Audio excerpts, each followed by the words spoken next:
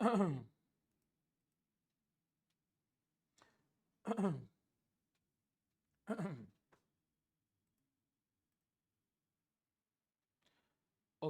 so good morning, everyone.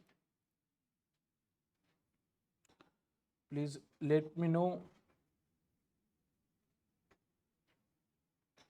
whether I'm audible and visible, those doing online.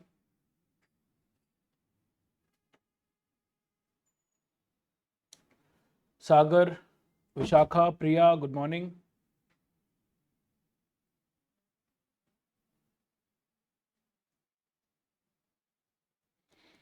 Harshit, Tyasha, yes, perfect. So अपने class को start करते हैं. Last class में हम लोग we were doing questions, right. Last question हमने कौन सा किए थे? ओके, तो पीएम का क्वेश्चन नंबर 6 से अपने को स्टार्ट करना था. तो let's start with PM question number 6. PM का क्वेश्चन नंबर 6 से अपने स्टार्ट कर रहे हैं. Page number 2.37, page number 2.37. ठीक है. क्वेश्चन क्या बोल रहा है? A company manufactures a product, a company manufactures a product from a raw material, obviously, और किससे बनाएगा? ठीक है. विच is purchased at 60 per KG, which is purchased at 60 per KG. तो ऑब्वियसली परचेज प्राइस दिया हुआ है कितना? 60 करके. The company incurs a handling cost of 360 plus freight of 390 पर ऑर्डर. तो दो खर्चा दिया हुआ है, एक हैंडलिंग कॉस्ट दिया हुआ है, एक फ्रेट दिया हुआ है. दोनों ही खर्चा क्या दिया? पर ऑर्डर दिया हुआ है, राइट. एक बात मैंने लास्ट डे लिखवाया भी था, लास्ट डे लिखवाया था रादर, कि अगर कोई भी खर्चा अगर पार्ट्स में दिया हुआ है तो हम सारे पार्ट्स से क्या करते? जोड़ देते. जैसे यहाँ पर ऑर्डरिंग कॉस्ट दो पार्ट्स में दिया हुआ है, एक है 360 पर ऑर्डर, एक है 390 पर ऑर्डर. मतलब मेरे लिए ओ कितना होगा? 750. कैसे 750 आया? 360 प्लस 390, 750 होगा ना. 360 प्लस 390 वो कितना होता है? 750 पर ऑर्डर. ठीक है ना? यस और no? The incremental carrying cost of inventory, carrying cost का बात कर रहा है, of inventory of raw material is how much? 0.5 per KG per month. ना ध्यान दो, सी का मतलब क्या था? सी का मतलब है carrying cost per unit per annum. ना देखो, पर केजी दिया हुआ मतलब ही पर यूनिट हो गया, लेकिन ये पर मंथ है. इसका मतलब एक हमको लेकिन पर एनम चाहिए, तो एक महीने का पता है, तो एक साल का निकालने के लिए इंटू 12. यस और नो? तो कैरिंग कॉस्ट क्या होगा? 0.5 इंटू 12. यस और नो? आगे देखो क्या लिखा हुआ है. In addition the cost of working capital finance on the investment in inventory of raw material is ₹9 per KG per annum. तुमको शायद याद आ रहा होगा, ऐसा लैंग्वेज पहले भी हम लोग देखे हुए हैं.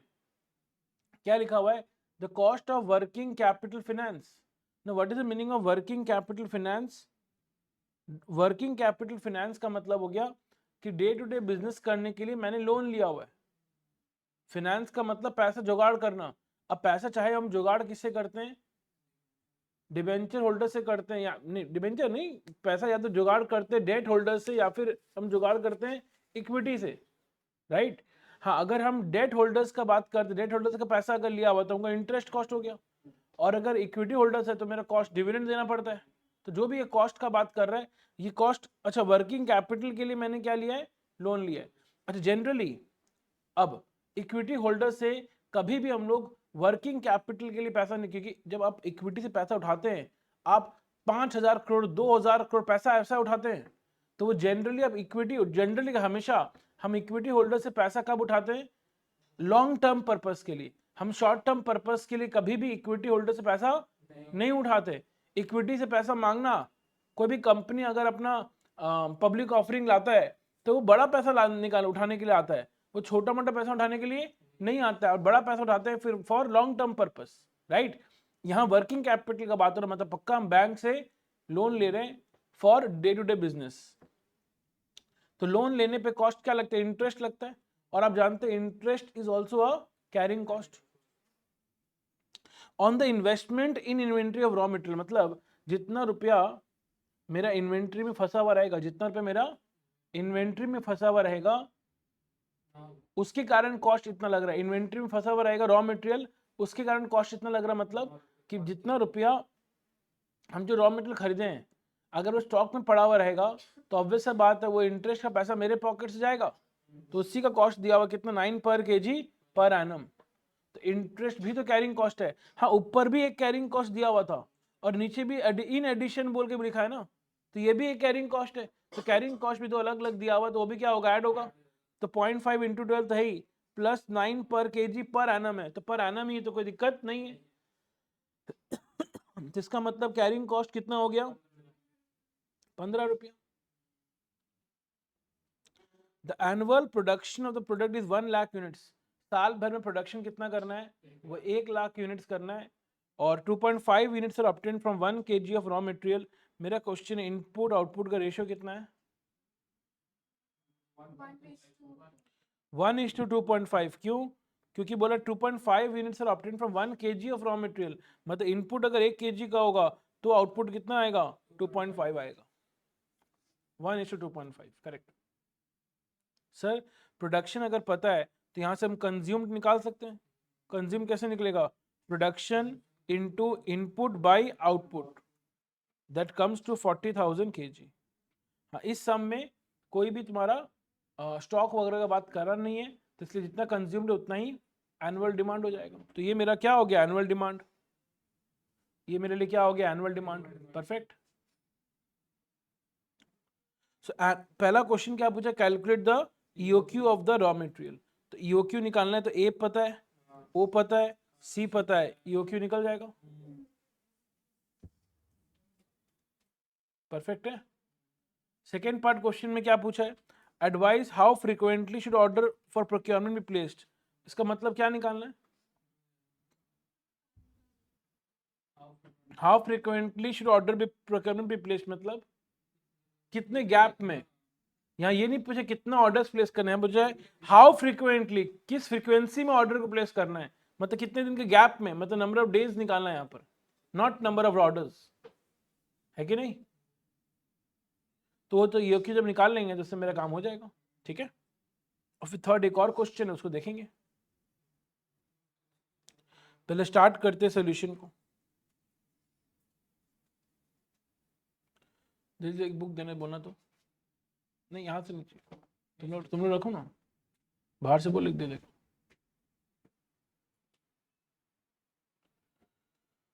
ये पीएम का क्वेश्चन नंबर कितना है,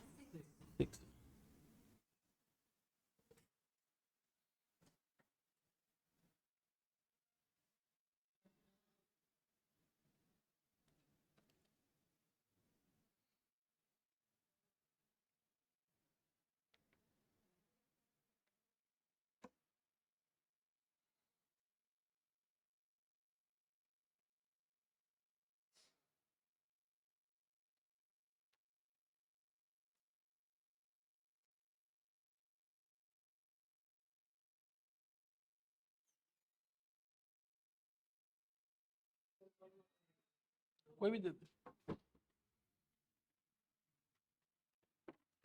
पेज में बताना, page number 2.37,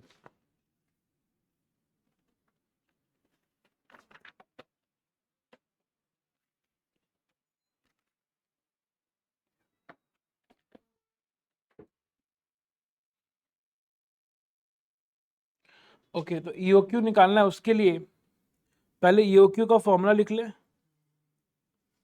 EOQ equal to part 1 formula होता है root over of 2 A O upon C. सबसे पहले ए का बात करते हैं,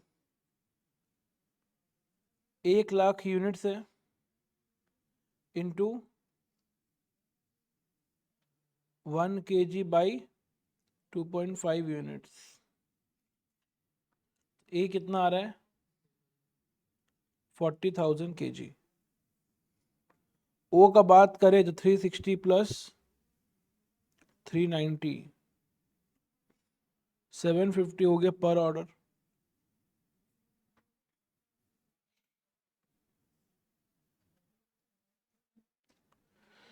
सी का अगर बात करें तो 0.5 पर केजी पर मंथ था, इंटू 12 प्लस 9 है, दैट इज ₹15 पर यूनिट पर एनम। ठीक है ना? तो यहाँ से क्या निकलेगा, EOQ निकलेगा 2 इंटू 40,000 इंटू 750 बाई 15, इसका स्क्वायर रूट 2000 kg। तो विशाखा का आंसर बहुत पहले आ गया था, वेरी गुड, 2000 kg। ठीक है ना? सेकेंड पार्ट में क्वेश्चन क्या बोला था, how frequently order should be placed. इसका मतलब नंबर ऑफ ऑर्डर्स निकालना है, ये टाइम गैप निकालना है, टाइम गैप, राइट। अच्छा, एक साल में कितना दिन लेना है, कुछ बोला है क्या? कुछ बोला है क्या? कहीं भी बोला नहीं है। ठीक है, तो तब तो 365 के हिसाब से करना होगा। ठीक है, बट उसके पहले हमको नंबर ऑफ ऑर्डर्स निकालना पड़ेगा ना। तो number of orders, number of orders का बात करें, क्या फॉर्मूला था? Annual demand by order quantity. Annual demand 40,000 है बाई 2000, तो नंबर ऑफ ऑर्डर्स कितना आ गया, 20 orders.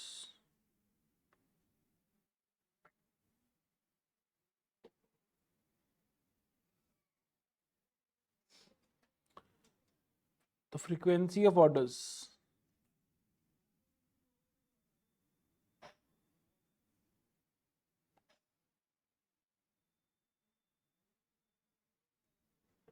Frequency of orders formula क्या होगा,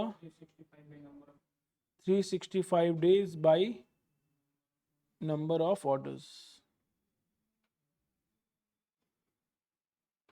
सो 365 बाई 20 हो जाएगा ना, इट इज 18.25 डेज। तो फ्रीक्वेंसी ऑफ ऑर्डर क्या हो गया, 18.25 डेज। ठीक है,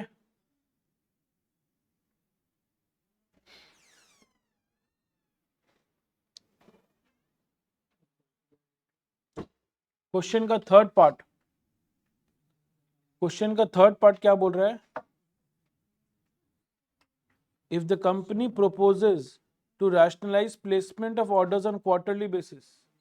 कंपनी क्या प्रपोज कर रहा है कि रैशनलाइज करिए placement of orders on quarterly basis. मतलब क्या हुआ कि हम क्वार्टरली ऑर्डर प्लेस करेंगे, तो अगर क्वार्टरली करें, एक साल में 4 क्वार्टर होता है, तो साल भर में 4 बार ऑर्डर प्लेस करेंगे।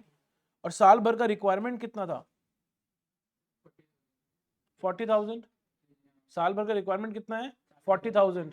और अगर ऑर्डर ऑर्डर हम 4 बार ही करेंगे, मतलब हर ऑर्डर में कितना क्वांटिटी मंगाएंगे, 10,000। यस और नो? हर ऑर्डर में 10,000 मंगाएंगे, हाँ कि नहीं? जबकि ईओक्यू के हिसाब से तो हर ऑर्डर में कितना मंगा रहे हैं हम लोग, 2,000 ही मंगा रहे हैं।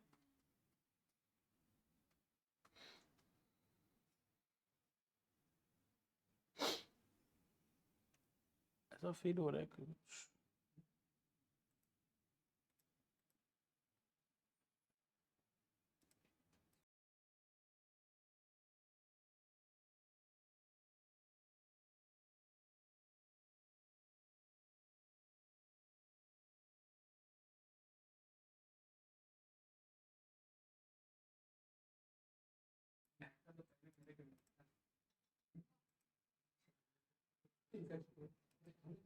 ठीक है, तो ईओक्यू के हिसाब से तो क्या है, 2,000 ऑर्डर प्लेस करना चाहिए, बट ये लोग अब क्या चाह रहे हैं कि नहीं 10,000 मंगाएंगे। तो इसलिए क्या लिखा है, what percentage of discount in the price of raw material should be negotiated.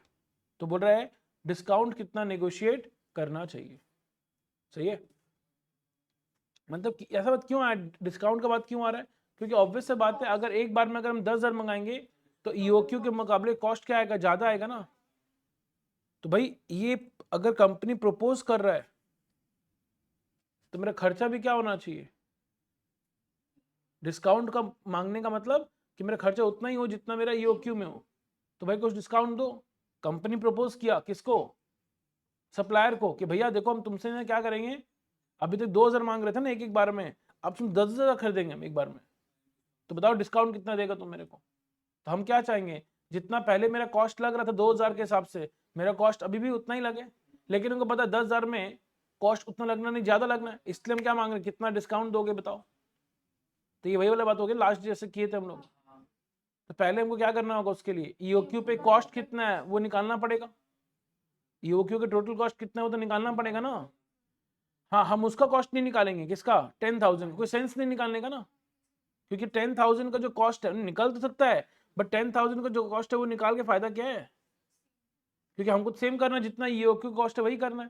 तो हम अभी क्या कर निकालेंगे थर्ड पार्ट में, थर्ड पार्ट के लिए सबसे पहले ईओक्यू वाले लेवल पे टोटल कॉस्ट कितना लग रहा है।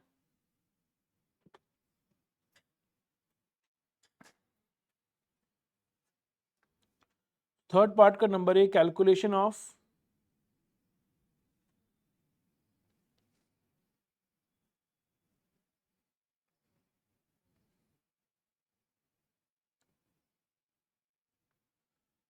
Total cost at EOQ.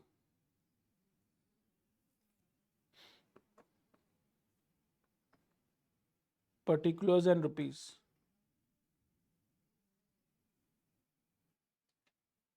सबसे पहले परचेज कॉस्ट निकालेंगे हम लोग, उसके लिए क्या चाहिए, एनुअल डिमांड। एनुअल डिमांड कितना है, 40,000 kg।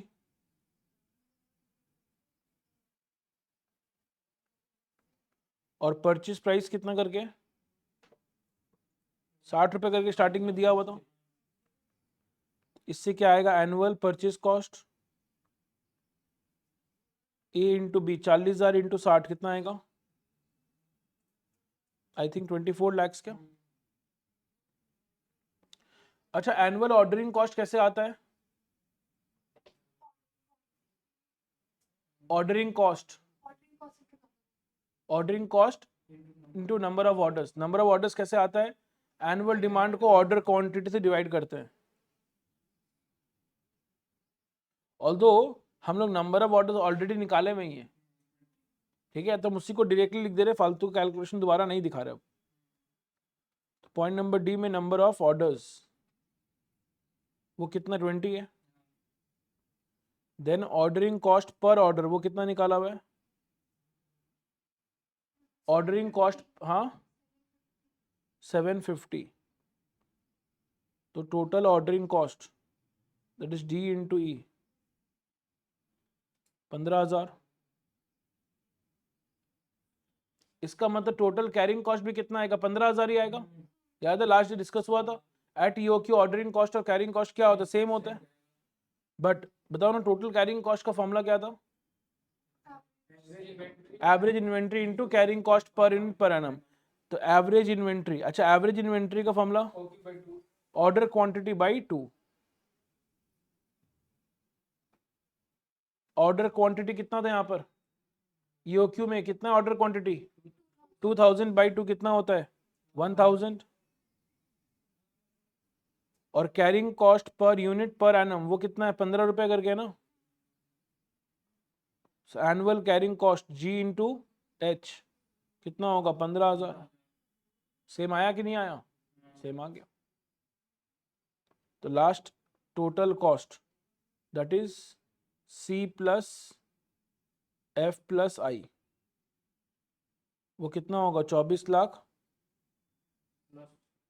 24 लाख प्लस 24 लाख 30,000, 24 लाख 30,000।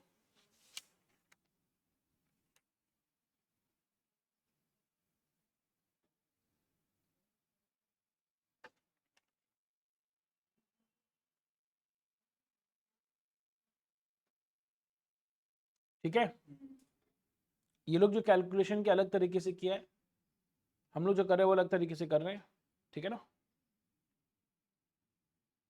तो टोटल कॉस्ट आ गया 24,30,000, इज इट ओके। मतलब क्या हुआ, अगर एक बार में हम 10,000 में मंगाते हैं तो हम क्या चाहते हैं, मेरा टोटल कॉस्ट 24,30,000 ही लगना चाहिए।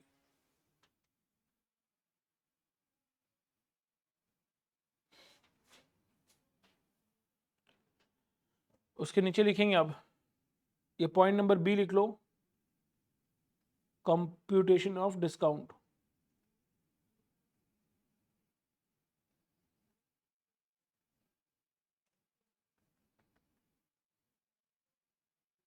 Computation of discount percentage, उसमें लिखेंगे as company proposes to place orders on quarterly basis, therefore number of orders in a year equal to 4. तो ऑर्डर क्वांटिटी कितना होगा 40,000 kg divide by 4, that is 10,000 kg.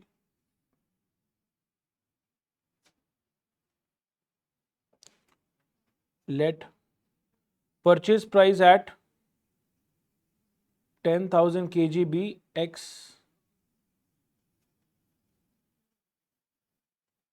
ना total cost का अगर बात करें तो परचेज कॉस्ट कैसे निकलता है, annual demand into purchase price.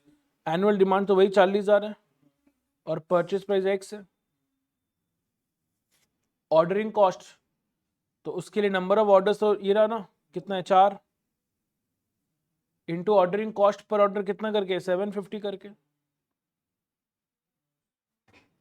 Carrying cost के लिए एवरेज इन्वेंट्री निकालना, that is order quantity by 2, that is 10,000 है ना order quantity by 2 into carrying cost per unit per annum. Now last जो सम की और आज के सम में डिफरेंस है. लास्ट जो सम किए थे उसमें कैरिंग कॉस्ट परसेंटेज था ऑफ परचेज प्राइस. परसेंटेज हमें परचेज प्राइस का होता है और एज परचेज प्राइस भी नहीं पता था इसलिए 20% ऑफ एक्स लिखे थे. लेकिन इस समय देखो परसेंटेज में नहीं है, तुमको कैरिंग कॉस्ट दिया हुआ है. तो अगर कैरिंग कॉस्ट दिया हुआ है तो वो तो वही रहेगा, फिर वो चेंज कैसे हो जाएगा. इसलिए यहां पर क्या हो जाएगा इंटू 15 हो जाएगा. And that is equal to जितना टोटल कॉस्ट ईओक्यू में आया कितना 24,30,000. लास्ट सम और इस समय डिफरेंस में आया, मतलब मेहनत मेरे यहाँ पर कम होने वाला है, यहाँ पर मेहनत कम होगा. So 40,000 x plus 3,000 plus 75,000 equal to 24,30,000. So 40,000 x equal to कितना हो जाएगा 24,30,000 माइनस 78,000, 23,52,000. तो एक्स इक्वल टू कितना आ रहा है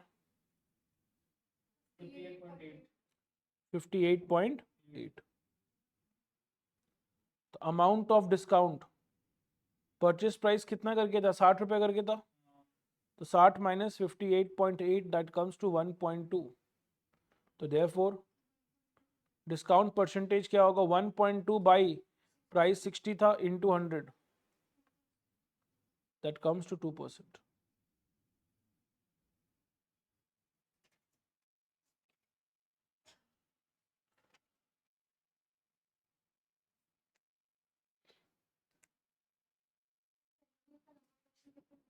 टेन मार्क्स या फिर 8 मार्क्स. एक लास्ट लाइन लिख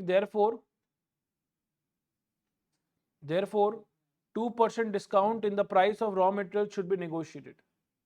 Therefore 2% discount in the price of raw material should be negotiated. Therefore 2% discount in the price of raw material should be negotiated.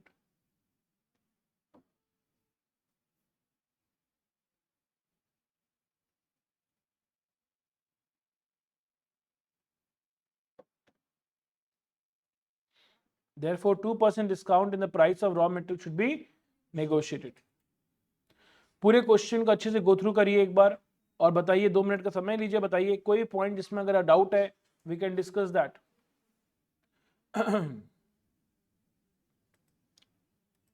कोई पॉइंट में अगर किसी को भी डाउट है तो वी कैन डिस्कस.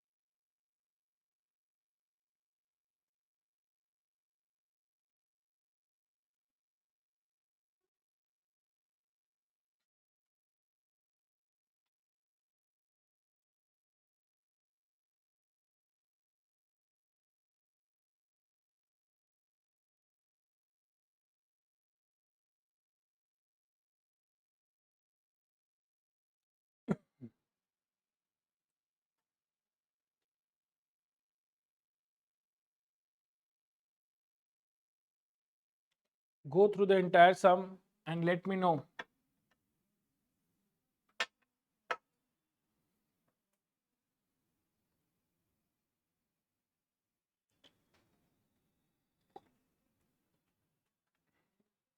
अगर डाउट नहीं है तो चैट में लिख देना so that I can understand also.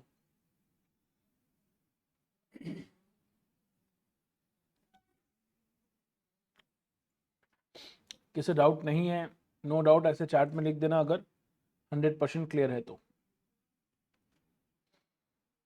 Done, understood, no doubt, perfect.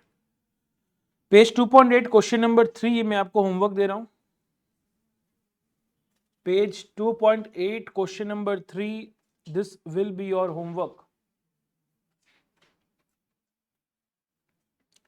Page number 2.8 question number 3.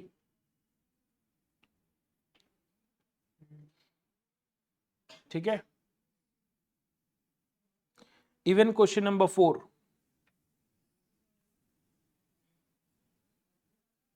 3 भी होमवर्क है, 4 भी आपका होमवर्क है. 4 हो गया पेज 2.9 का.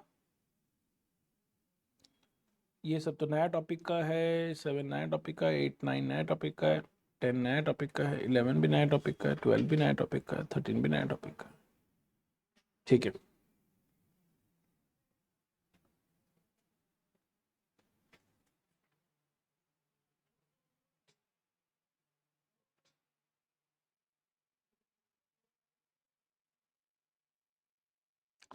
इवन प्रैक्टिकल प्रॉब्लम का क्वेश्चन नंबर 1 ये होमवर्क रहेगा. Page number 2.18.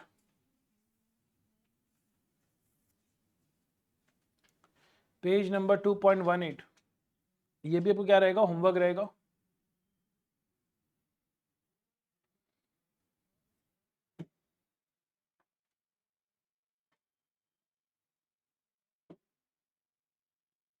क्वेश्चन नंबर 3 भी होमवर्क रहेगा. Practical problem question 1, question 3.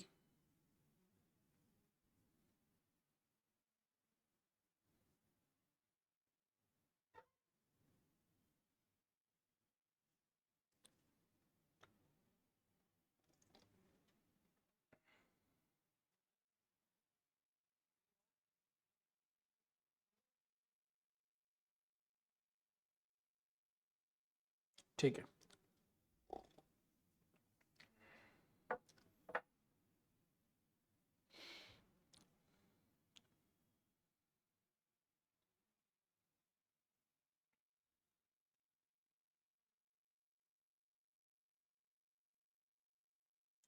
To 2.8 का क्वेश्चन नंबर 3 थी आशा. अब हम कुछ ऐसा बात करने जा रहे हैं जिसके ऊपर क्वेश्चंस, जिस पॉइंट पर क्वेश्चन बुक में दिया हुआ नहीं है, बट एग्जाम में आ सकता का बात नहीं. मतलब चाहे मॉक टेस्ट पेपर हो या कहीं आरटीपी हो, कहीं नहीं कहीं इसके ऊपर क्वेश्चन दिया हुआ है. तो अगर आरटीपी बोले या मॉक टेस्ट पेपर बोले, अगर इस टाइप का क्वेश्चन दिया हुआ है तो कभी भी एग्जाम में भी आ सकता है. और वो नया तरह का क्वेश्चन है. मतलब जैसे हम लोग अभी तक किए हैं उस टाइप ऑफ क्वेश्चंस नहीं है, इसलिए उसका डिस्कशन करना जरूरी है. सो दैट बाय चांस आपके टर्म में अगर आ जाए तो आप कर पाओ क्वेश्चंस को, राइट. उसके लिए मेरे को आना होगा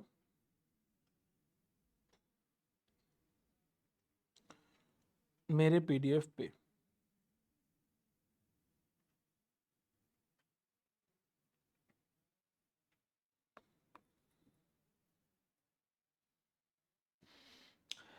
देखिए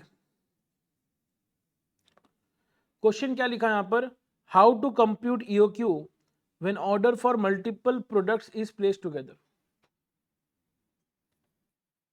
how to compute EOQ when order for multiple products is placed together. ये हम लोग का टॉपिक है. पीएम का क्वेश्चन 6 कर चुके हैं हम लोग. हाँ ठीक है. नाउ इस लाइन का मतलब क्या समझे आप यहाँ पे, मल्टीपल प्रोडक्ट के बारे में हम लोग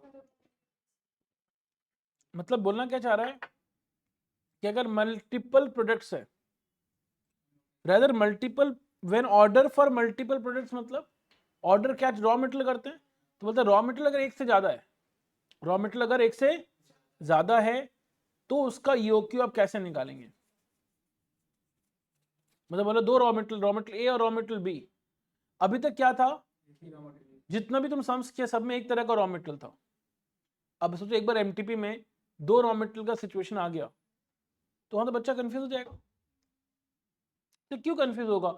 ठीक है ना सर, दो मटेरियल अगर दे दिया, नहीं क्या ऐड मतलब दोनों का ईओक्यू अलग अलग निकाल लेंगे हम। अरे रॉ मटेरियल ए का अपना एनुअल डिमांड होगा, रॉ मटेरियल का अपना ऑर्डर क्वांटिटी भी होगा, ऑर्डर क्वांटिटी पर ऑर्डर, और क्या नाम है, कैरिंग कॉस्ट भी होगा, अलग अलग निकाल लेंगे हम, तब तो हो जाएगा ना सर। हम बोले तब तो हो जाएगा, तब तो हो जाएगा। लेकिन क्वेश्चन ऐसा, अच्छा ये कब हो सकता है? जब दोनों का ऑर्डर आप अलग अलग प्लेस कर रहे हैं, मतलब रॉ मटेरियल ए का ऑर्डर आप अलग प्लेस कर रहे हैं और रॉ मटेरियल बी का आप ऑर्डर अलग प्लेस करें, तभी पॉसिबल है ना। अब लेकिन मान लो अगर ऐसा सिचुएशन है जहां पर आप एक ही ऑर्डर में दोनों मंगा रहे हैं, मतलब आपको ईओक्यू का एक ही आंसर, दो आंसर नहीं चाहिए, और उसमें क्या है, मतलब ईओक्यू का जो आंसर आएगा वो क्या आएगा, ए और बी का मिलाकर एक साथ आएगा। क्यों? क्योंकि अब दोनों का ऑर्डर अलग अलग प्लेस नहीं कर, एक साथ ही ऑर्डर प्लेस कर, मतलब एक ही ट्रक में क्या होगा, कुछ ए होगा कुछ क्या होगा बी होगा। जैसे मान लो तुम एक चीज समझना, अगर मान लो क्वेश्चन दिया हुआ ऑर्डरिंग कॉस्ट पर ऑर्डर कितना है 500, तुम अगर दोनों का अलग अलग कंप्यूट कर रहे हैं तो तुम ए का भी ऑर्डरिंग कॉस्ट पर ऑर्डर कितना लेगा, 500 लेगा, और बी का भी कितना लेगा, 500 लेगा, और अलग अलग कंप्यूट किया है। मतलब यहां पर क्या हुआ, ट्रक एक बार में दो बार आ रहा है ना ट्रक, अगर दोनों में अलग अलग 500 पर ऑर्डर ले रहे हैं हम, दोनों का ऑर्डर में कॉस्ट कितना ले रहे हैं, 500 पर ऑर्डर करके ले रहे हैं, मतलब क्या हुआ, दो अलग अलग सामान आ रहा है, ए अपना अलग आएगा बी अपना अलग आएगा। लेकिन हम क्या बोल रहे हैं कि ऑर्डर एक ही बार होगा और एक ही ट्रक में क्या आएगा, दोनों आएगा। तो अगर एक ही ट्रक में दोनों आएगा तो क्या यहां पर ए के कारण कितना ऑर्डरिंग कॉस्ट लग रहा है या बी के कारण कितना ऑर्डरिंग कॉस्ट लग रहा है? मान लो पर ऑर्डर ऑर्डरिंग कॉस्ट कितना 500 रुपया है, तो इस 500 रुपये में कितना ए का और कितना बी का है? क्या ये सेग्रीगेशन करना पॉसिबल है? नहीं, वो तो डिपेंड करता है ना किसका कितना क्वांटिटी है, वो तो पता ही नहीं है एक ऑर्डर में कितना, वही तो निकालना है हमको। आपको समझ में आ रहा है क्या प्रॉब्लम क्या है? तो यहां सेग्रीगेशन करना पॉसिबल नहीं है, क्योंकि आप क्या चाह रहे हैं, एक बार में दोनों मंगाए, एक ही ट्रक में दोनों आ जाए। तो अब यहां पर ईओक्यू कैसे निकाला जाएगा, ये कंसर्न का बात आता है।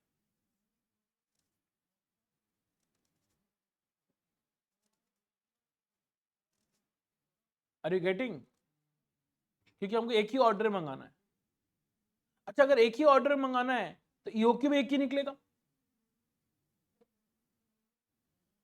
अच्छा ईओक्यू एक ही निकलेगा, मतलब जैसे ईओक्यू आया मतलब मान लो 10,000 यूनिट्स आया, 10,000 kg आया, मतलब क्या है, इसमें कुछ ए और कुछ बी है, कितना है वो नहीं पता, बट 10,000 आया मतलब एक ऑर्डर में हम 10,000 मंगाएंगे जिसमें कुछ ए होगा और कुछ बी होगा। हाँ इसमें एक चीज का डाउट नहीं है, वो है ऑर्डरिंग कॉस्ट पर ऑर्डर। हमको तो पता ना एक बार ट्रक से सामान मंगाने का 500 खर्चा है, तो ऑर्डरिंग कॉस्ट पर ऑर्डर तो कितना लेने वाले हैं, 500 लेने वाले हैं। प्रॉब्लम कहाँ है, ए को लेकर और सी को लेकर, ए को लेकर और सी को लेकर। तो यहां पर देखो वही बात ये लोग लिखा हुआ है, वही बात यहाँ पे लिखा हुआ है कि भाई इसमें कोई दिक्कत का बात ही नहीं है। जब दोनों का आपको एक साथ निकालना है तो क्या करिएगा, एनुअल डिमांड के लिए क्या करिएगा, आप दोनों का एनुअल डिमांड जोड़ दीजिएगा, क्योंकि एक साथ निकालना है ना। तो दोनों का एनुअल डिमांड जोड़ के जो आएगा वही आप ए मान लीजिएगा। Are you getting my point? हाँ अरे एक ही तो ए, अरे तुम एक यहाँ तो एक ही क्यों निकाल रहा है ना, तो दोनों का क्वांटिटी एक साथ जोड़ लो, क्योंकि तुमको ओवरऑल निकालना है कितना मंगाना है, इसलिए तुम दोनों का जो एनुअल डिमांड है वो क्या कर लो, दोनों का एनुअल डिमांड को ऐड कर लो तो तुमको मिल जाएगा ए का वैल्यू। क्या ये बात आपको समझ में आ रहा है, ऐसा क्यों कर रहे हैं? क्योंकि ईओक्यू यहाँ जो आएगा दोनों का मिलाकर आ रहा है, तो एनुअल डिमांड भी दोनों का मिला कर लो।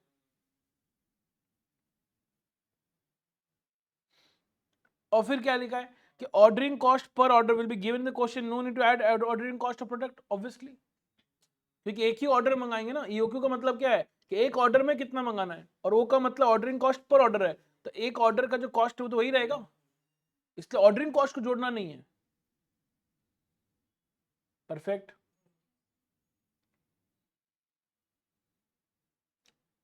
लेकिन देखो carrying cost per unit per annum को लेके झमेला है। क्या लिखा है यहाँ देखो, बोले carrying cost per unit per annum will be the weighted average of individual carrying cost, will be the weighted average of individual carrying cost.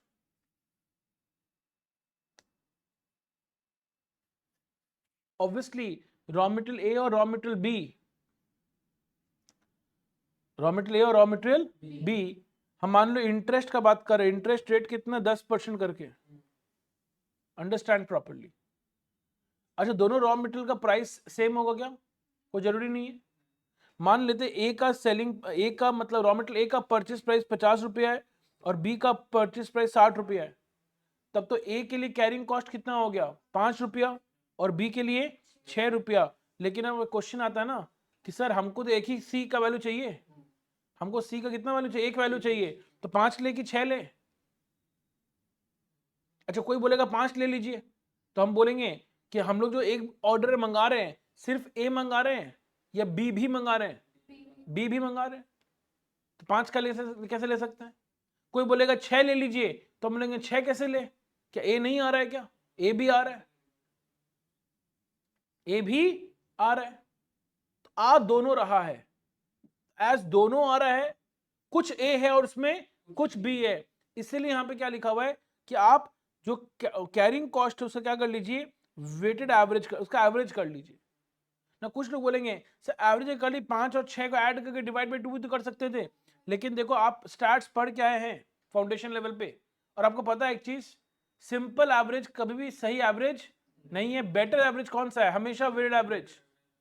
और इसीलिए हम लोग कैरिंग कॉस्ट का क्या निकालने वाले हैं? वेटेड एवरेज निकालने वाले हैं।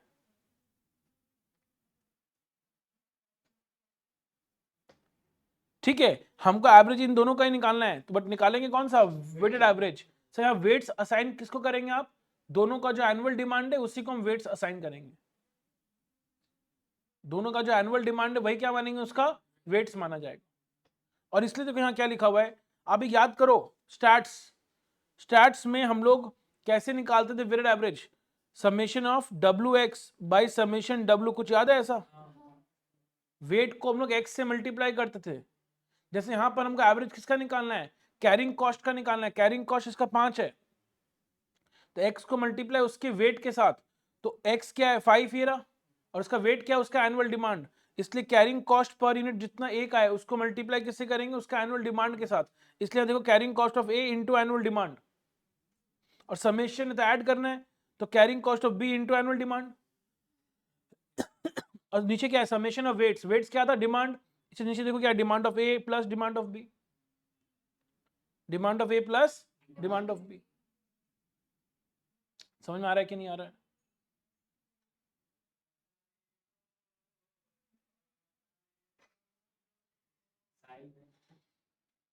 क्या यहां तक बात क्लियर है क्या? ये वह एक तरीका। बोले सेकेंड तरीका एक और है, बोले काम करो दोनों का परचेस प्राइस जो है ना, तुम वेटेड एवरेज परचेस प्राइस ही निकाल लो, मतलब परचेस प्राइस का वेटेड एवरेज निकाल लो और उस पर फिर परसेंटेज मल्टीप्लाई कर लेना, तब भी क्या होगा? बात सेम होगा। तुम्हारा यहां पर क्या प्रॉब्लम क्या हुआ? तुमको प्रॉब्लम इसलिए हुआ बिकॉज दो दो कैरिंग कॉस्ट आ गया था ना। तो काम करो, तुम परचेस प्राइस का ही क्या कर लो? एवरेज निकाल लो, obviously weighted average again. Price का वेटेड एवरेज मतलब total cost by total quantity. Total cost कैसे आता है? Total purchase cost by total quantity, तो क्या आ जाएगा? Average purchase price. तो टोटल परचेस कॉस्ट कैसे आता है? परचेस प्राइस को किससे मल्टीप्लाई करते हैं? एनुअल डिमांड से। तो क्या आता है? Total purchase cost. तो ऐसे ए का परचेस कॉस्ट प्लस बी का परचेस कॉस्ट, और डिवाइड करें टोटल क्वांटिटी से, तो उससे क्या आ जाएगा? वेटेड एवरेज परचेस प्राइस आ जाएगा। और फिर तुम्हारा 10% तुमको पता ही है, तो उसी को 10% से मल्टीप्लाई कर देना, तब भी आ जाएगा आंसर। दोनों तरीके से आंसर क्या आना है? सेम ही आना है, अलग नहीं आएगा। जस्ट यहाँ पे क्या कर रहे हैं हम, पहले 10% निकाल लिए फिर एवरेज कर रहे हैं, और वहां क्या बोल रहे हैं हम, पहले एवरेज कर लो फिर 10% लास्ट में मल्टीप्लाई कर देना। तो दोनों से अलग कैसे हो जाएगा, मैथ्स वाइज सेम ही तो है। Are you getting my point, yes और नो? तो यहां पर अगर मल्टीपल प्रोडक्ट है तो क्या करेंगे हम, एनुअल डिमांड दोनों का जोड़ देंगे, ऑर्डरिंग कॉस्ट जो दिया वही लेंगे, और कैरिंग कॉस्ट कम वेटेड एवरेज निकाल लेंगे। तो उससे जो ईओक्यू का आएगा वो एक ही वैल्यू आएगा सर। लेकिन मान लीजिए अगर एक ही वैल्यू निकाल रहे हैं और हमको क्वेश्चन पूछा नहीं ए और बी का दोनों का अलग अलग बताओ, तो कैसे करेंगे? तो वही बात क्लियर भी किया, बोला the computed EOQ should be split it between A and be in the ratio of their annual demand.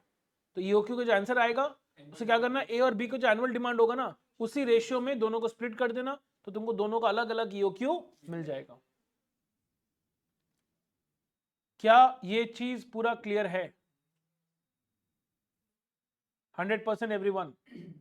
अब सोचो, एक बार एमटीपी में क्वेश्चन दिया हुआ है, एग्जाम में अगर आ जाए और ये डिस्कस्ड अपना नहीं है तो दिक्कत हो जाएगा एग्जाम में कि नहीं होगा? दिक्कत होगा सर, ठीक है ना। इसलिए हम लोग बीच बीच में अगर हमको लगे कहीं पे फील होगा कि जो चीज बुक में नहीं है लेकिन पूछा हुआ है, तो विल डेफिनेटली डू दैट, ठीक है ना। You should be rest assured कि आप जो एग्जाम बैठेंगे अब हर तरह का क्वेश्चंस देख के ही एग्जाम बैठने वाले हैं। देखो जैसे एग्जाम्पल दिया हुआ है, क्वेश्चन क्या बोल रहा है ध्यान देना। A company places combined order, देखो बोल रहा है क्या, कंबाइंड ऑर्डर मतलब एक साथ ऑर्डर करते हैं, एक ही बार में सामान आता है, for material A and B.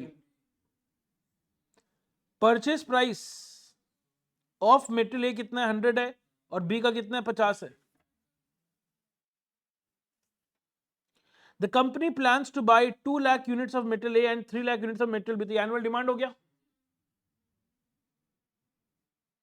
Inventory carrying cost is 5% पर क्वार्टर, वेरी इंपॉर्टेंट।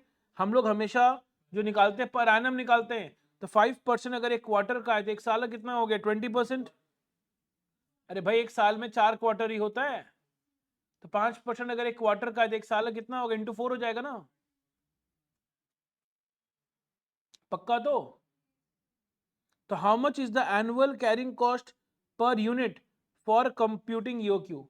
मतलब carrying annual carrying cost per annual carrying cost, annual मतलब क्या, per annum. Carrying cost per unit मतलब क्या निकालने बोला है, carrying cost per unit per annum निकालने बोला है for computing EOQ.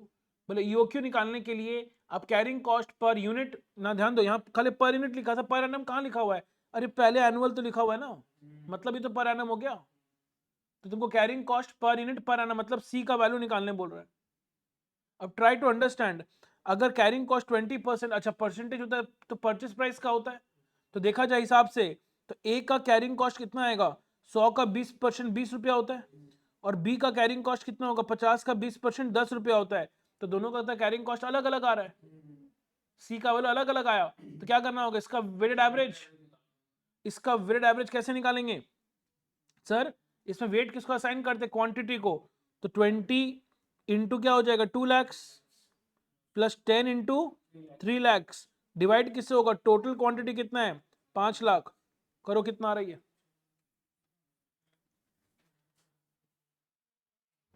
70 lakh by 5 lakh कितना आ रहा है, 14 आ रहा है।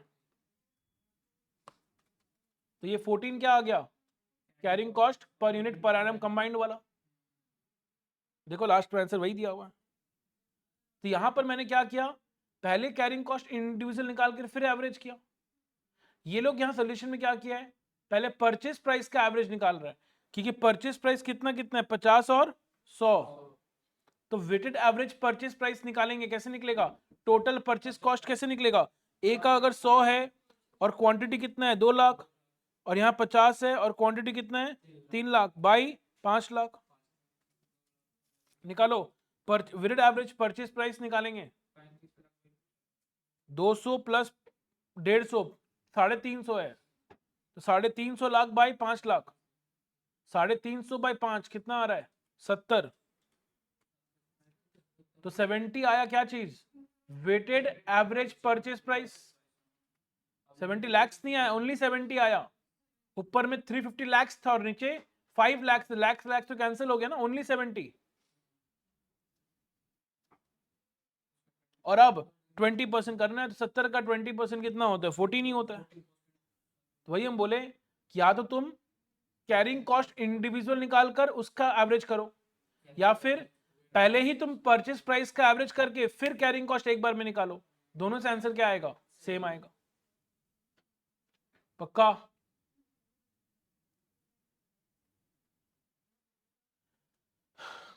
अब तुमको ये अब बताने के लिए कि सर आप ऐसी एक एग्जांपल ले लिए होंगे और आप झूठ मूठ का बोल रहे हैं कि यहाँ एग्जाम में आया हुआ है ना। देखो ये देखो, ये रहा क्वेश्चन। कहाँ के क्वेश्चन, कहाँ है, ये रहा। ये क्वेश्चन बुक में नहीं है, let me repeat, question book का नहीं है, ये मेरे पुराने बुक का क्वेश्चन है, ठीक है। तो अभी वाले बुक में ये नहीं है। नवंबर 19 का मॉक टेस्ट पेपर में ये क्वेश्चन दिया था, नवंबर 19 के मॉक टेस्ट पेपर में। समझ आया? और ये मल्टीपल प्रोडक्ट वाला है, तो बताओ एग्जाम में आ सकता है कि नहीं आ सकता है? आ सकता है। पुराना पुराना क्वेश्चन भी तो उठाता है आईसीआई। और देखिए अच्छा, ये तो नया तरह का बुक में तो हम लोग दिए ही नहीं है, क्योंकि मेरे बुक में क्यों नहीं है, मेरे बुक में इसलिए नहीं है बिकॉज आईसीआई मैट में नहीं है और आज तक एग्जाम में नहीं पूछा है। लेकिन आईसीआई अपने मॉक टेस्ट पेपर में पूछा हुआ है, तो कभी भी एग्जाम में आ सकता है, ठीक है। ऑब्वियसली ये वाला जो पीडीएफ है, मैं रोज, आप देखते हैं ग्रुप में मैं शेयर करता हूँ रोज, जो भी मैं लिख रहा हूँ बोर्ड में, तो ऑब्वियसली ये पीडीएफ भी आपके पास आज पहुंच जाएगा,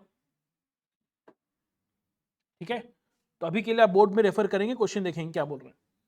अच्छा क्वेश्चन है, ठीक है, मतलब स्टॉक का कॉन्सेप्ट भी है इसके अंदर, सुना रहा है? तो देखेंगे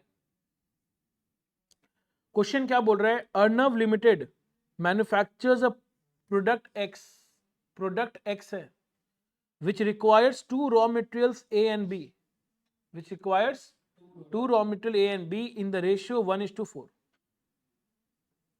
in the ratio 1:4। अच्छा, in the ratio 1:4 मतलब कि प्रोडक्ट X बनाने के लिए जितना भी रॉ मटेरियल चाहिए उसमें A का पार्ट होगा 1/5 और B का पार्ट होगा 4/5। I hope you understand 1/5 and 4/5 कैसे बोले हम। The sales department has estimated a demand of 5 lakh units for the product for the year। तो ये क्या है, टोटल दो चीज होता है, एक होता है ये ऑब्वियसली ये प्रोडक्ट के बारे में, मतलब प्रोडक्ट एक्स के बारे में बात हो रहा है, बट ये प्रोडक्ट एक्स का प्रोडक्शन का बात कर रहा है या सेल्स का बात कर रहा है? सेल्स का। ध्यान दो, the sales department has estimated a demand of 5 lakh units, मतलब इतना यूनिट्स मेरे को बेचना है, बनाना नहीं है, क्योंकि जितना आपको इस साल बनाना पड़ेगा उसके बेसिस में कंजम्पशन होगा ना रॉ मटेरियल का। ये बेचना है मेरे को कितना, 5 lakh units. To produce 1 unit of finish product 4 units of material A is required. तो मटेरियल ए के लिए इनपुट और आउटपुट का रेशियो मिल गया। क्या रेशियो है, 4:1। क्या लिखा हुआ है, to produce 1 unit of finished goods, मतलब आउटपुट अगर 1 यूनिट का होगा तो रॉ मटेरियल कितना चाहिए, 4 चाहिए, मतलब मटेरियल ए के लिए इनपुट आउटपुट का रेशियो क्या है, 4:1 है।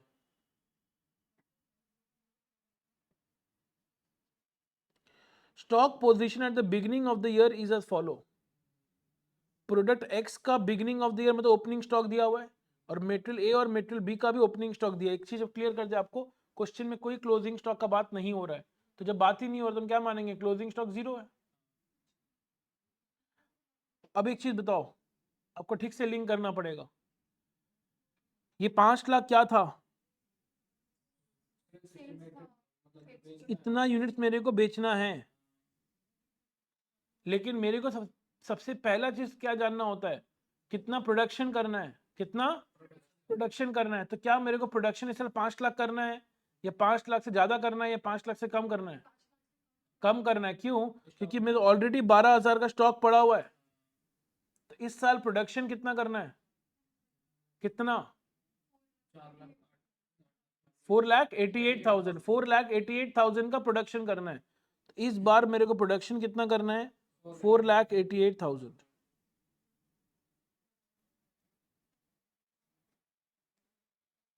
समझ में आया कि नहीं आया? सर एक बात मेरे को डाउट है सर, मेटेरियल ए का तो रेशियो बता दिए 4:1 है, बट बी का तो रेशियो अब नहीं बताए।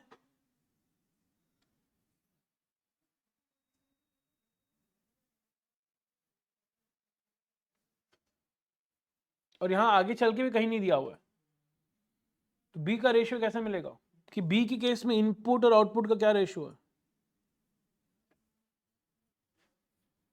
अच्छा पहले तो ये बताओ, यहां तक जो मैंने बताया है कि यहां तक सबको समझ में आया है?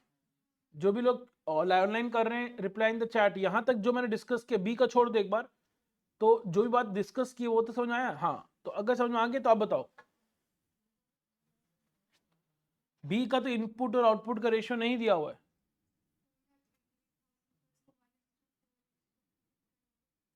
तो नहीं, अगर तुम 4,88,000 को 4:1 में करेगा, नहीं ये तो, एक मिनट, वेरी गुड, 16:1 होगा बी का रेशियो। Very good, try to understand. Sagar तुम्हारा बोलने का मतलब अल्टीमेटली वही हुआ ना फिर। ट्राई टू अंडरस्टैंड, ऊपर में ये 1:4 क्या है? ये बोलना चाह रहा है कि प्रोडक्ट एक्स बनाने के लिए जितना भी रॉ मटेरियल चाहिए, एक्स बनाने के लिए जितना भी रॉ मटेरियल चाहिए, उसमें ए और बी का रेशियो 1:4 है। मतलब क्या हुआ? इसका मतलब ये है कि अगर मान लो प्रोडक्ट एक्स बनाने के लिए टोटल रॉ मटेरियल चाहिए 5 kg, अगर टोटल रॉ मटेरियल कितना चाहिए? 5 kg चाहिए, तो उसमें ए कितना चाहिए? 1 kg, तो बी कितना चाहिए? 4 kg। What is the meaning of it? इसका मतलब है सर, एक यूनिट बनाने के लिए, एक यूनिट ऑफ फिनिश्ड गुड बनाने के लिए जितना ए चाहिए होगा, बी उसके मुकाबले 4 गुना ज्यादा चाहिए होगा। तो अगर एक यूनिट ए बनाने के लिए आपको अगर 4 kg चाहिए ए का, तो बी कितना चाहिए होगा? उसका 4 गुना कितना हो गया? 16। कुछ समझ में आया? यस और नो? सभी को बताएंगे क्या ये बात सभी को समझ में आया है क्या? वेरी इंपॉर्टेंट है ना। सोच, ये क्वेश्चन अगर एग्जाम में आ जाए, है कि नहीं, तो क्या लगता है ये क्वेश्चन करने का रिक्वायरमेंट था या नहीं था? एकदम इंपॉर्टेंट था सर। वापस ध्यान दीजिएगा लैंग्वेज पे। अच्छा, एक और यहां तो ये बता लिख दिया ना, एक यूनिट ऑफ फिनिश प्रोडक्ट के लिए ए का कितना चाहिए? 4 यूनिट चाहिए। मतलब अगर आउटपुट 1 यूनिट चाहिए तो उसके लिए 4 यूनिट चाहिए। क्या चीज? ए। और क्वेश्चन स्टार्टिंग में बोल रहा है कि प्रोडक्ट एक्स के लिए 2 रॉ मटेरियल चाहिए, मतलब प्रोडक्ट एक्स बनाने के लिए 2 तरह का रॉ मटेरियल चाहिए, जिसमें ए और बी का रेशियो क्या है? 1:4। मतलब प्रोडक्ट एक्स बनाने जो भी रॉ मटेरियल चाहिए ना, उसमें ए का जितना क्वांटिटी होगा, बी का उसके मुकाबले 4 गुना ज्यादा होगा। तो अगर एक यूनिट बनाने के लिए रॉ मटेरियल ए चाहिए अगर 4 यूनिट, तो ऑब्वियस सा बात है बी कितना चाहिए? 16 यूनिट्स। इसलिए हम बोल रहे हैं बी अगर 16 यूनिट्स चाहिए तो बी का इनपुट आउटपुट का रेशियो क्या हो गया? 16:1। क्या ये बात समझ में आया? विशाखा बताएंगे, अंकिता बताएंगे? पक्का कंफर्म करें इस बात को? ठीक है। तो क्या इससे हम लोग निकाल पाएंगे क्या कि ए का कितना रॉ मटेरियल कंज्यूम करना है और बी का कितना करना है? वो किसके बेसिस में करते हैं? सेल के बेसिस में कि प्रोडक्शन के बेसिस में? प्रोडक्शन। तो प्रोडक्शन कितना करना है? 4,88,000। तो ए के लिए रॉ मटेरियल कितना चाहिए? 4,88,000 इंटू 4/1। तो 4,88,000 इंटू 4/1, 19,52,000। तो ऑब्वियसली बी का कितना चाहिए? 4 गुना ज्यादा इसका। तो 19,52,000 इंटू 4, 78,08,000। ठीक है ना? इतना मेरे को चाहिए। लेकिन पहले से अगर रॉ मटेरियल कुछ पड़ा हुआ है तो हम क्या करेंगे? बाकी खरीदेंगे ना। क्योंकि एनुअल डिमांड का मतलब कितना खरीदना है साल भर में, है कि नहीं? तो ओपनिंग स्टॉक क्या करेंगे, ऐड करेंगे कि माइनस करेंगे? माइनस करेंगे। तो 19,52,000 में से 24,000 माइनस करो तो ए का एनुअल डिमांड आएगा, एनुअल डिमांड किसका आया, ए का 19,28,000, और बी का एनुअल डिमांड 78,08,000 माइनस 52,000, 77,56,000। अरे क्वेश्चन आया सर बिना रेशियो के भी तो आंसर आ रहा है, एकदम करेक्ट आ रहा है सागर, इसलिए मैंने बोला तुम राइट बोल रहे हो, ठीक है, एकदम राइट है तुम। 77,56,000, इससे क्या हुआ, ए और बी का एनुअल डिमांड मिल गया हमको। चले आगे, ये सबसे मेन कैलकुलेशन था यहां पर। To place an order of the company has to spend 15,000, तो ऑर्डरिंग कॉस्ट पर ऑर्डर कितना है, 15,000 है। The company is financing it's working capital using a bank cash credit at 13% per annum, मतलब बोला company क्या कर रहा है, वर्किंग कैपिटल फाइनेंस के लिए हम लोग बैंक से क्या कैश क्रेडिट, कैश क्रेडिट क्या होता है, लोन होता है, डे टू डे बिजनेस के लिए जो बैंक से लोन लेते हैं ना उसी को बोलते हैं cash credit loan, CC loan बोलते हैं उसको, ठीक है। जो भी लोग बिजनेस करते, पापा का बिजनेस करते हैं डेफिनेटली कैश क्रेडिट लोन लिए होंगे बैंक से। At the rate 13% interest rate दिया हुआ है, उसको मल्टीप्लाई किससे करेंगे, परचेस प्राइस से, तब तो कैरिंग कॉस्ट आएगा। एक्स का सेलिंग प्राइस दिया हुआ है, उससे कोई मतलब नहीं है, तो एक्स का सेलिंग प्राइस उससे क्या करें हम, हमको तो ए और बी का क्या चाहिए, परचेस प्राइस चाहिए, तो मेटेरियल ए और बी का परचेस प्राइस 150 और 200 है, तो या तो हम परचेस प्राइस से क्या करेंगे, एवरेज निकाल कर फिर परसेंटेज कर लेंगे, या फिर कैरिंग कॉस्ट निकाल कर उसका एवरेज कर लेंगे, either of the two. Question लेकिन क्या पूछा देखो, कंप्यूट ईओक्यू नंबर 1, दो केस का पूछा है। If purchase order for both the material is placed separately, दोनों का अलग अलग, तो दोनों का ईओक्यू भी क्या करेंगे हम, अलग अलग निकालेंगे, क्योंकि दोनों का ऑर्डर प्लेस अलग अलग हो रहा है। और अगर सेकंड केस क्या है, if purchase order for both the material not placed separately, एक साथ, तो जो हमने डिस्कस की वो सेकंड पार्ट का पार्ट हो गया। फर्स्ट पार्ट तो इजी वाला पार्ट हो गया कि दोनों का अलग अलग करते अलग अलग कंप्यूट कर, आपको आता ही है। सेकेंड पार्ट में क्या है, अलग अलग नहीं करेंगे, मतलब एक साथ करेंगे, तब एनुअल डिमांड को जोड़ना है, ओ एक ही लेंगे, सी के लिए एवरेज निकालना पड़ेगा, तब जाके सम होगा। सबको पूरा सम क्लियर है क्या, ठीक है। तो ये क्वेश्चन तो इंपॉर्टेंट हो गया ना फिर तो। चलिए स्टार्ट करें सोल्यूशन।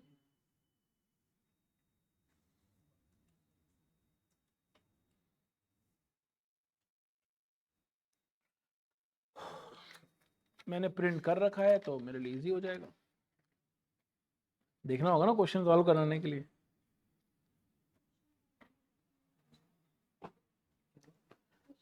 तो ये आप इसमें क्या लिख सकते हैं कि पीडीएफ एडिशनल क्वेश्चन, है ना, एडिशनल क्वेश्चन, और जो पीडीएफ था उसमें क्वेश्चन नंबर 7 लिखा हुआ रहेगा, ठीक है ना।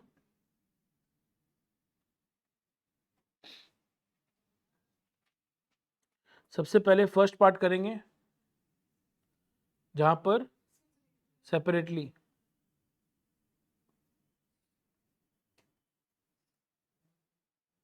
computation of EOQ if purchase order is placed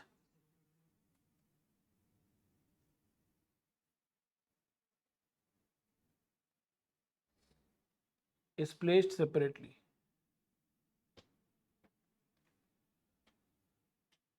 उसके लिए सबसे पहले क्या निकालना पड़ेगा हमको, एनुअल प्रोडक्शन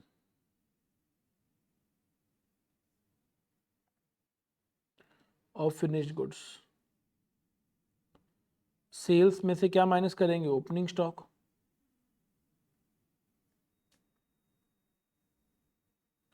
सेल से 5 lakh, opening stock 12,000, which comes to 4,88,000 units।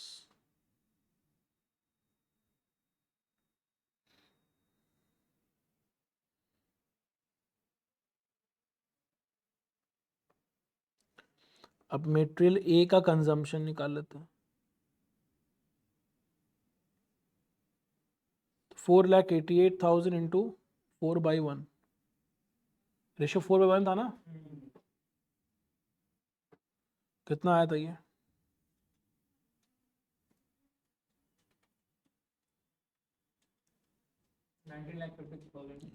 19,52,000। Material B का कंजम्पशन,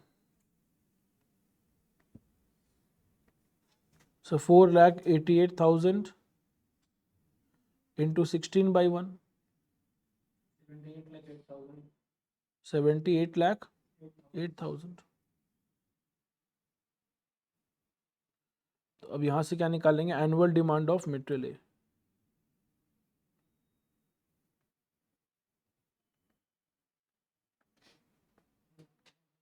$19,50,000 माइनस ओपनिंग स्टॉक कितने का है?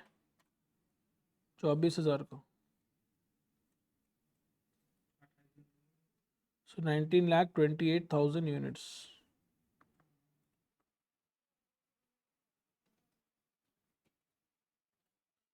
Annual demand of material B,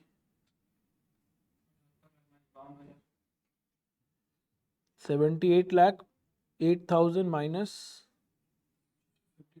52,000।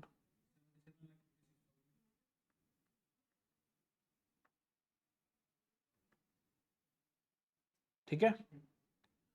ओ यहां पर कितना था? 15,000 पर ऑर्डर। अच्छा, फर्स्ट पार्ट में हम लोग क्या करें, अलग अलग निकाल रहे हैं ना, तो कैरिंग कॉस्ट पे दोनों का अलग अलग निकलेगा। So carrying cost of material A 13% किसका? परचेज प्राइस 150 करके, तो 150 का 13%,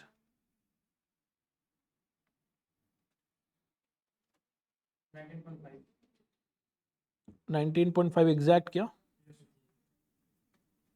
और carrying cost of material B 13% किसका होगा? 200 का, 26।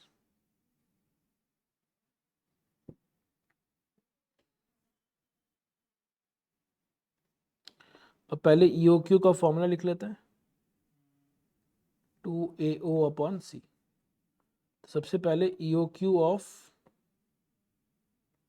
मटेरियल ए, तो √2 इंटू ए कितना था? मटेरियल ए का डिमांड 19,28,000 और ऑर्डरिंग कॉस्ट 15,000 करके और कैरिंग कॉस्ट 19.50 मल्टीप्लाई करके स्क्वायर रूट करेंगे।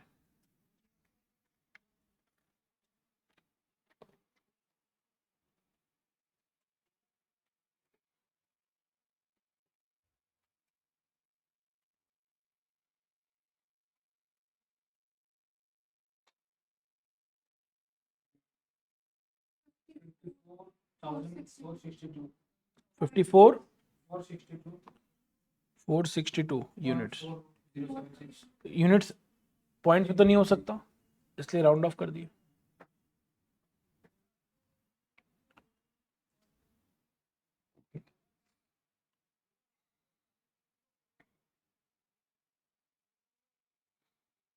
सिमिलरली अब EOQ किसका निकालेंगे? मटेरियल बी का। सो 2 इंटू 77 लाख कितना था? 56,000 इंटू 15,000 बाई 26 हो जाएगा।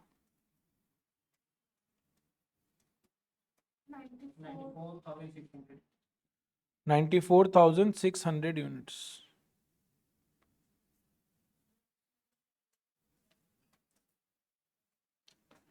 $94,600 यूनिट्स।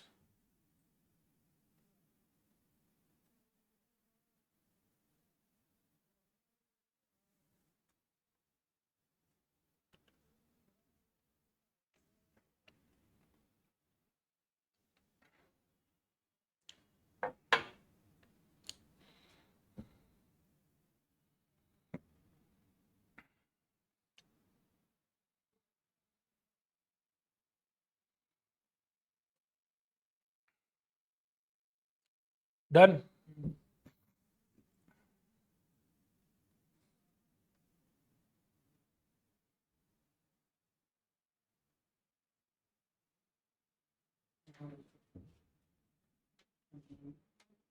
अब एक साथ वाला करना है।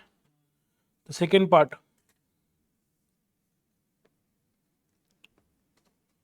कंप्यूटेशन ऑफ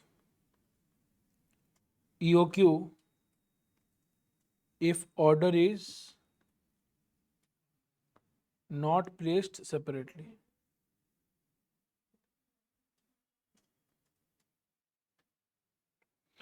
इस केस में ए क्या होगा, 19,28,000 plus 77,56,000। I think it is clear. दोनों ऐड हो जाता है ना। कितना आ रहा है ये,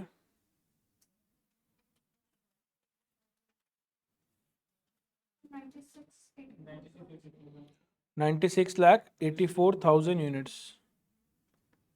जहां तक ओ का बात हो तो रहेगा, वही रहेगा 15,000। सी हमको निकालना पड़ेगा, उसके लिए एवरेज करना होगा। दोनों का कैरिंग कॉस्ट कितना कितना था, 19.5 और 26। तो 19.5 into number of units, annual demand of है ना, याद है ना, 19,28,000 plus 26 into 77,56,000 divide by total quantity तो निकालें ये 96,84,000। बताइए सी कितना आ रहा है, 24.70 लिख दे रहे।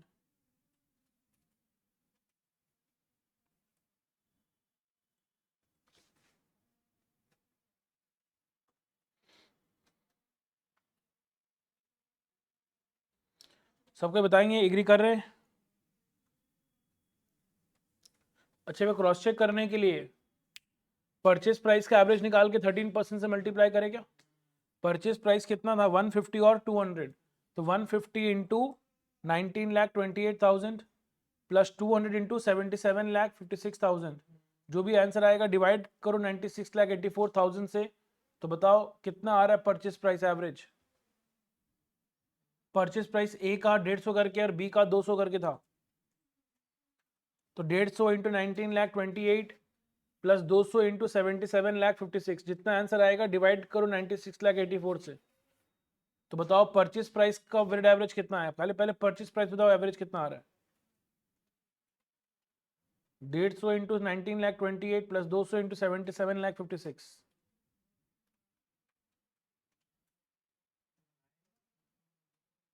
कितना आ रहा है, 190 आ रहा है आंसर। एक 190 आ रहा है, ठीक है। तो 190 आया, ये क्या आ गया, एवरेज परचेज प्राइस आ गया। और 13% है तो 190 का 13% 24.70 आ रहा है। समझ में आया। तो दोनों तरीके से आंसर क्या आएगा, सेम आएगा। या तो पहले प्राइस का एवरेज निकाल लो, फिर 13% से मल्टीप्लाई, या तुम डायरेक्टली दोनों का अलग अलग जो कैरिंग कॉस्ट है उसका वेटेड एवरेज निकाल लो। दोनों से आंसर क्या आएगा, सेम आएगा। ठीक है ना। तो ए, ओ और सी अपने को मिल गया, और अब हम लोग क्या कर सकते हैं, ईओक्यू निकाल सकते हैं।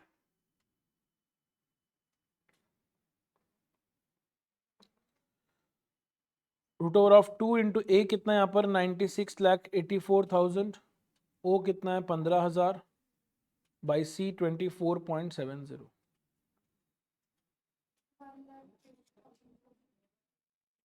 1,08,452 यूनिट्स,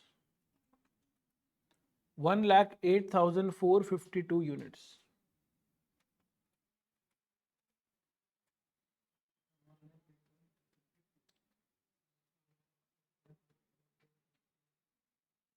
अच्छा, ऑल दो क्वेश्चन यहाँ पे सेग्रीगेट करने नहीं बोला है, बट फिर भी हम सेग्रीगेट करके दोनों का दिखा देंगे कि ए का इतना होगा और बी का इतना होगा। सेग्रीगेट हम क्या सिखाते हैं, स्प्लिट कैसे होता है, किस रेशो में, एनुअल डिमांड के रेशो में। मतलब ए का एनुअल डिमांड कितना, 19,28,000 था, और टोटल कितना है 96,84,000 into 108,452। So 19,28,000 by 96,84,000 into 108,452।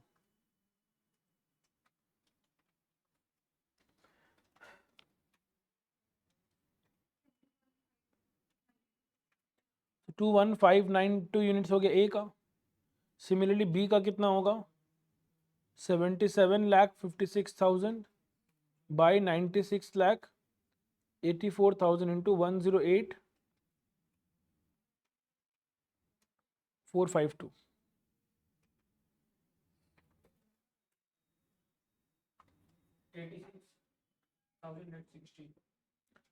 86,860।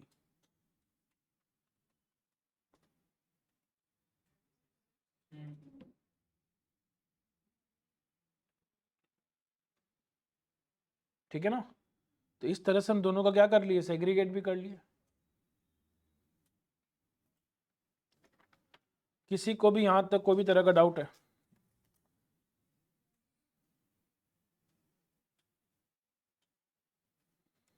Anyone having any type of doubt from this part? नहीं? बाकी लोग?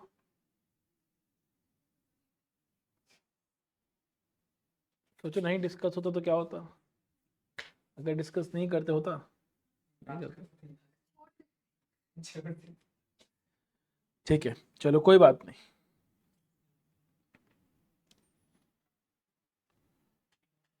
एक और पॉइंट था,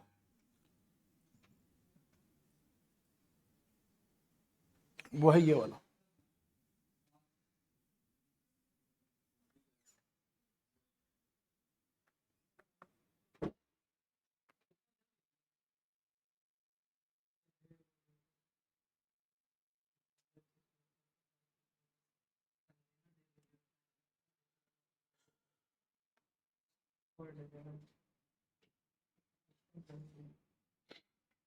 देखो ध्यान दीजिए सभी, कोई क्या लिखा हुआ है यहाँ पर, computation of annual demand in case of processing loss और loss in transit. In case of processing loss और लॉस इन ट्रांजिट बोल रहा, अगर मान लो एनुअल डिमांड निकालना है, लेकिन क्वेश्चन बता दे तुमको कितना हम लोग का रास्ते में लॉस होता है, या प्रोसेस करते वक्त इतना क्वांटिटी का लॉस होता है, तब हम लोग कंप्यूट कैसे करें। सर समझ में नहीं आया क्या बोलना चाह रहे हो। जैसे देखो एग्जाम्पल के तौर पे समझना। अच्छा ये जो पार्ट है ना, इसमें कुछ नया नहीं है, खाली आपको दिमाग लगाने का बात है। ठीक है देखो क्या क्वांटिटी टू बी परचेज कितना वो दिया हुआ नहीं रहेगा, लेकिन क्या बोल रहा है लॉस इन ट्रांजिट कितना दिया हुआ है 10%। आपने बेसिक्स क्लास किया था, आप जानते हैं लॉस दो तरह का होता है, नॉर्मल लॉस और एबनॉर्मल लॉस। ये कौन सा लॉस है, नॉर्मल या एबनॉर्मल? नॉर्मल या एबनॉर्मल बताइए। सागर बोल रहे नॉर्मल, क्यों नॉर्मल बोले सागर?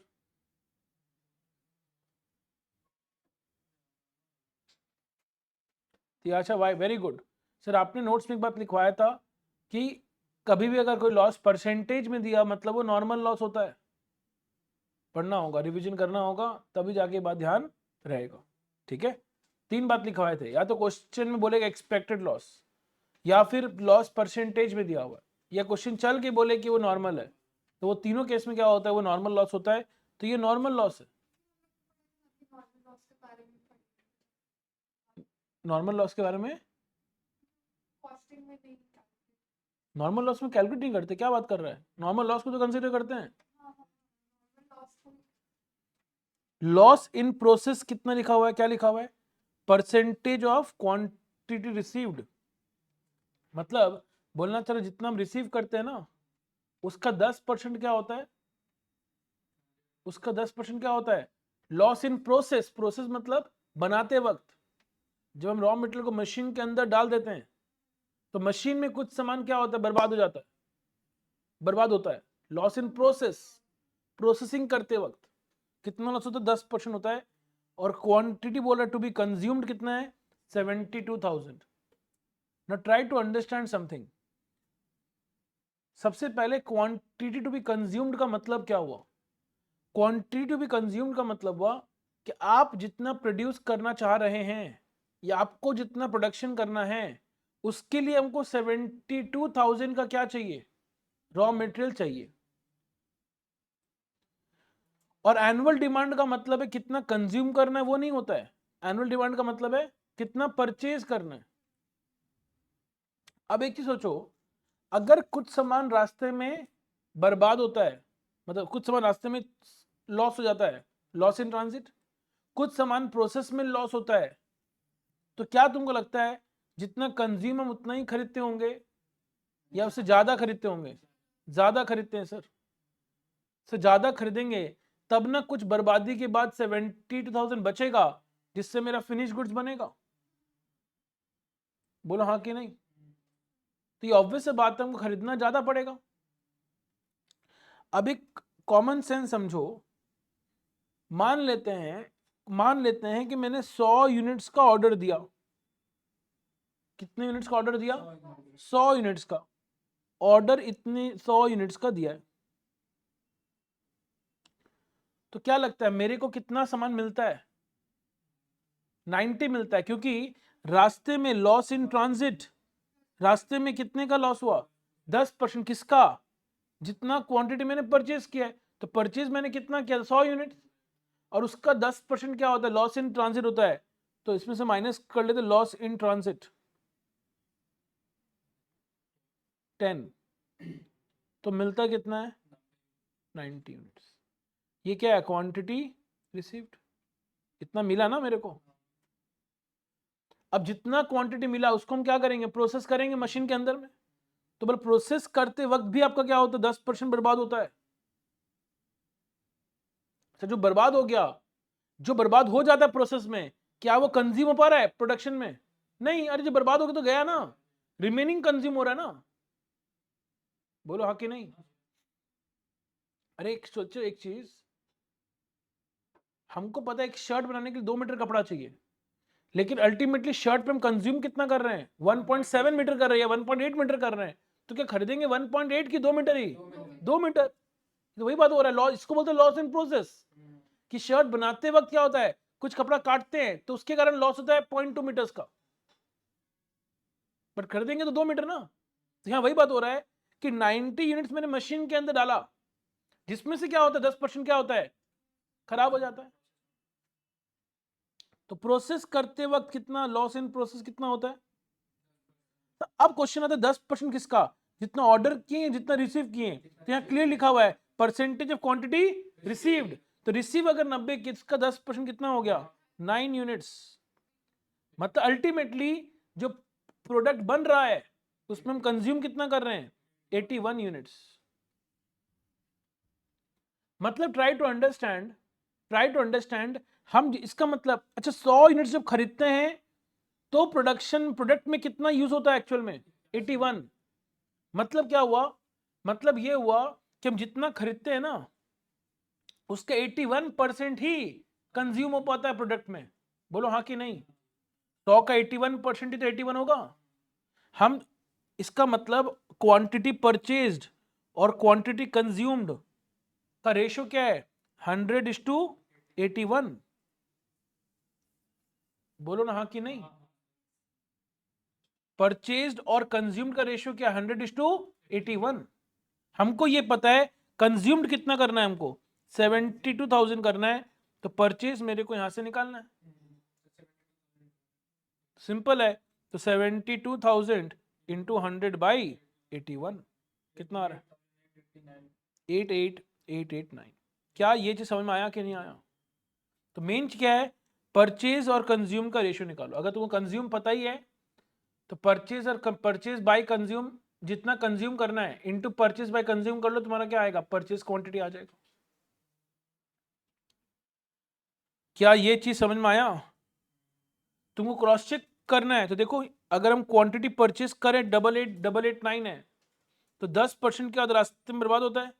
तो 88,889 का 10% निकालो तो 8888.9 आएगा। राउंड ऑफ करेंगे तो 8889 हो गया।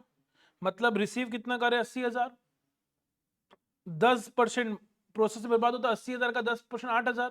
तो देखो कंज्यूम कितना हो रहा है? 72,000। आपको समझ में आया कि नहीं आया ये बात? 100% क्लियर है क्या? सभी कोई बताएंगे क्या ये पार्ट 100% क्लियर है?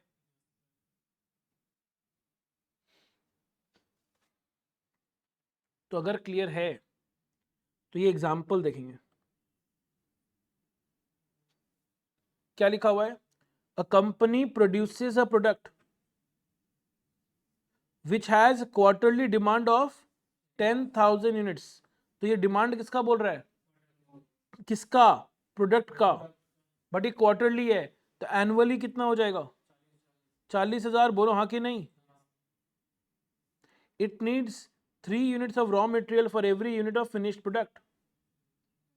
मतलब यहाँ पे इनपुट और आउटपुट का रेशियो बता रहा ना, कितना है? फॉर एवरी यूनिट में 3 यूनिट्स कंज्यूम, तो 3:1। तो प्रोडक्शन कितना करना है मेरे को? 40,000। यहाँ पे कोई स्टॉक का बात नहीं हो रहा है, तो जितना डिमांड है, मतलब जितना डिमांड वही मैंने प्रोडक्शन करना है। तो प्रोडक्शन कितना करना है? 40,000 इंटू 3/1, तो यार 1,20,000। मतलब 1,20,000 क्या आया? ये परचेज करना है या फिर ये कंज्यूम करना है?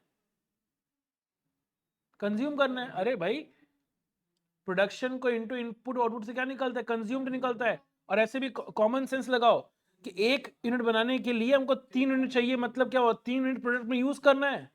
मतलब 1 यूनिट बनाने के लिए 3 यूनिट हमको प्रोडक्ट में यूज करना है। तो 40 से बनाने के लिए प्रोडक्ट में 1,20,000 यूज करना है। तो यूज का मतलब तो कंज्यूम्ड होता है, ठीक है ना? तो कंज्यूम में कितना करना है? 1,20,000। क्या लिखा है? The company incurs loss in transit of 10%। जितना परचेस करते हैं, कुछ सामान बर्बाद होता है, रास्ते में चोरी हो जाता है, और कुछ लॉस इन प्रोसेस भी है। तो ऑब्वियस से बात है, हम खरीदेंगे 1,20,000 की, उससे ज्यादा खरीदेंगे। पहले कॉमन सेंस यूज करो कि परचेज अगर हम कितना करते हैं? 100।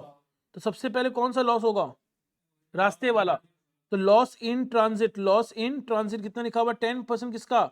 जितना परचेज क्वांटिटी है। तो जितना परचेज क्वांटिटी उसका 10 बर्बाद हो गया, तो क्वांटिटी रिसीव कितना हो गया? 90। फिर क्या लिखा हुआ? लॉस इन प्रोसेस कितना है? 10%। किसका 10%? Very good. क्वेश्चन पढ़ना पड़ेगा, रटो मत कि रिसीव का ही होता है। क्वेश्चन लिखा हुआ on purchase quantity. Last example में क्या लिखा था? On quantity received. और यहां क्या लिखा हुआ? On purchase quantity. तो अगेन 100 का 10% 10 ही होगा। तो अल्टीमेटली हम कंज्यूम कितना कर रहे हैं? 80 कंज्यूम कर रहे हैं। मतलब परचेज और कंज्यूम्ड का रेशियो क्या हो गया? परचेज अगर 100 करते हैं तो कंज्यूम्ड 80 होता है। तो ये रेशियो हुआ। तो 1,20,000 इंटू क्या होगा? 100/80, 1,50,000। तो परचेज कितना करेंगे? 1,50,000। क्या ये बात सबको समझ में आया क्या?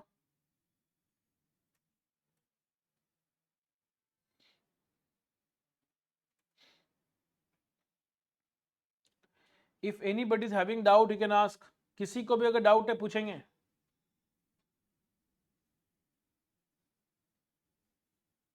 बाकी लोग, all those doing online, please confirm is it clear और नॉट?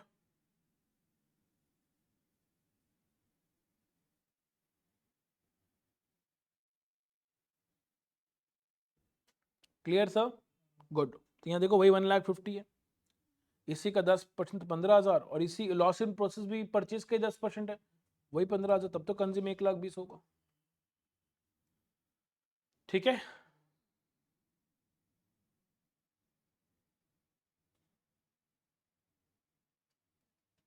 इसके ऊपर भी वी हैव अ क्वेश्चन।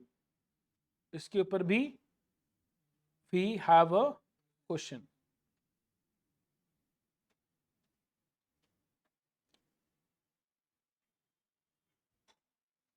देखो ये कब आया था? नवंबर 19 के आरटीपी में। तो नवंबर 19 के आरटीपी रिवीजन टेस्ट पेपर में ये लोग ये क्वेश्चन दिया था। मतलब नवंबर 19 के मॉक टेस्ट पेपर में नया क्वेश्चन, आरटीपी में भी नया क्वेश्चन। उस टाइम का बच्चा लोग क्या हालत हुआ होगा सोचो। नाउ लेकिन अभी ये क्वेश्चन अभी नहीं करवा रहे, ठीक है? बिकॉज मैंने 12:45 से सीए फाउंडेशन का क्लास है तो आज, तो because of which we don't have time today, but definitely make sure आज जो भी किए उसको आप रिवाइज करें, और जो होमवर्क दिए उसको करना ही है, ठीक है? But don't take that pressure कि हाँ हमको आज के आज ही सारा होमवर्क कंप्लीट करना है। कर पाओ तो बहुत अच्छा बात है, take your time, don't pressure yourself, but try to do as much as possible, right? और कोई भी डाउट होगा you can ask in the next classes. तो इस क्वेश्चन को हम लोग कब करेंगे, ये जो क्वेश्चन है हम लोग कल के क्लास में करेंगे, और फिर कल के क्लास में हम लोग उस डिस्कशन में जाएंगे कि अगर ज्यादा क्वांटिटी खरीदने पर डिस्काउंट मिलता है तब ईओक्यू वगैरह कैसे निकलता है, क्योंकि अभी तक हम लोग क्या बात कर रहे हैं, चाहे तुम कितना भी खरीद लो कोई डिस्काउंट मिलना नहीं है। रियल लाइफ में क्या होता है कि तुम मतलब अभी तक हम लोग डिस्काउंट का बात कर भी रहे थे ना, तो क्या बात कर रहे थे कि इतना खरीदेगा इतना % डिस्काउंट है, लेकिन रियल लाइफ में तो ये होता है ना, स्लैब सिस्टम चलता है, तुम इतना क्वांटिटी खरीदेगा तो इतना डिस्काउंट देंगे, उससे और खरीदेगा इतना डिस्काउंट मिलेगा, और खरीदेगा इतना डिस्काउंट मिलेगा, अलग अलग स्लैब सिस्टम होता है ना डिस्काउंट का। तो स्लैब सिस्टम का अगर डिस्काउंट होगा तब उस केस में ईओक्यू वगैरह कैसे निकलता है, वो डिस्कशन अपना कल का क्लास का पार्ट होने वाला है, ठीक है। तो very important tomorrow's class also, so don't miss it at any cost. तो मिलते हैं कल, और फिर कल अपने बाकी बातचीत करते हैं। So that's all, thank you, take care, bye bye, take care, मिलते हैं कल।